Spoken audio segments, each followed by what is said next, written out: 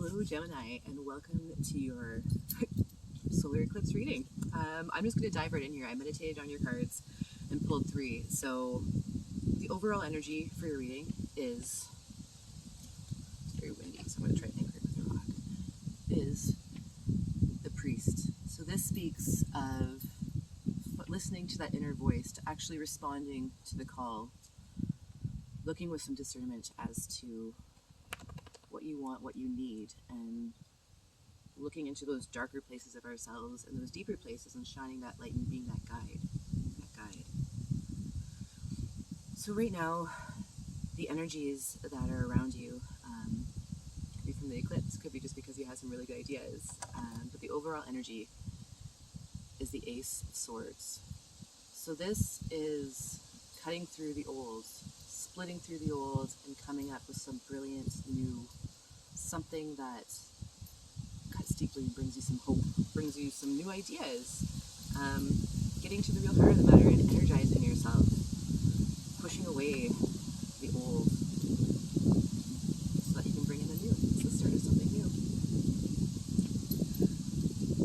The energies coming towards you is actually the devil energy. And don't be worried about this. It's not, like you see it, it's not as bad as sometimes it's made out to be. In this case, I actually think that it's more in a positive aspect. It's something to be wary of. But if you pay attention to those things and to those feelings, those things that are making you feel worried, the things that are making you feel uneasy, you can choose the other way. It's a choice. It's a choice between the shackles and the heart and the freedom of your heart and what you actually want to do with those energies. To overcome any of those kind of triggers, any of those kind of emotions, the advice is basically to go for it. It's your Nine of Cups. It's happiness, contentment. It's being able to fill your own cup and knowing that it comes from inside. It comes from inside. So what you're going through right now might be a bit of a contest on the inside between fears, hopes, the parts of you that want to be passionate and just run for it, and the parts of it that might be a bit more conformed, a bit more passive, or the parts of you that have buried those dreams, that have forgotten about them maybe. But with that Ace of Swords, it might be time to take a look at some new inspiration, or maybe figure out what's holding you back. Take a look at what makes you feel excited, what makes you feel a little bit more excited than scared. Go that way. So I'm just going to clarify on the devil. I want a little bit more information about what's coming towards you and how you can best avoid it, or not avoid this life. Maybe best navigate it for your highest good. Spirit, I ask for some clarification on the devil for Gemini. Got a joker on there. Interesting. So clarifying the devil is actually the exact opposite. It's yin and yang. It's your Two of Cups. It's the choice. It's that balancing. You can see these two cards.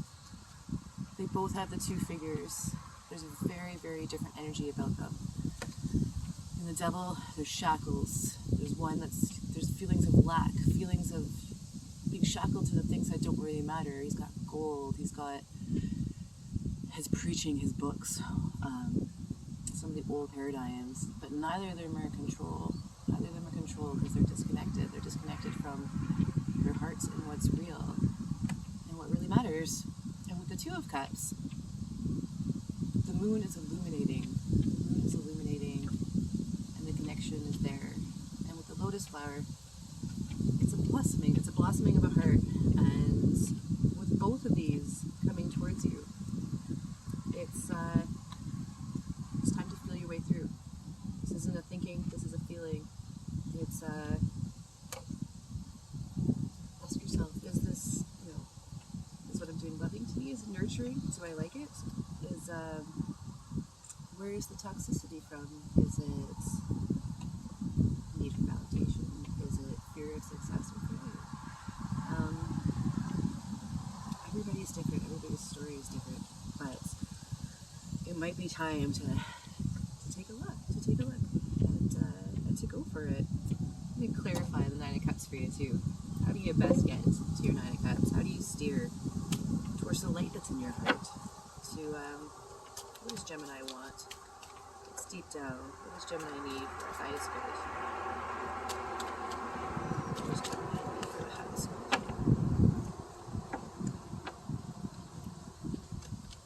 Clarify the Nine of Cups.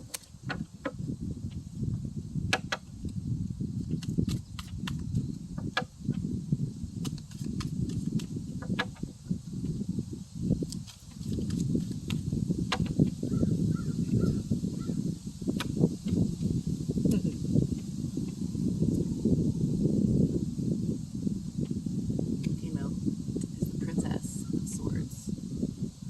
She is feisty. She is getting rid of those things in her life that may be weighing her down. That might be the shackles. You can see the butterfly. And there's a lightness to her, a sassiness to her. Try to cut out those things that are weighing you down, or at least see what they are. See what they are. Take a look. They're the opposite sides of all that's shiny and light. So it's good to know them. It's good to make peace. But Gemini, if you can, because of the wind, if you can cut out, you can split the hairs, figure out what it is that's going to bring you the sense of peace, the sense of contentment. Figure out which side you want to pick. But with these energies, build something new. Build something new. Do your best to purge out with this energy, with this beautiful eclipse energy. Cut out, become butterfly, raise higher.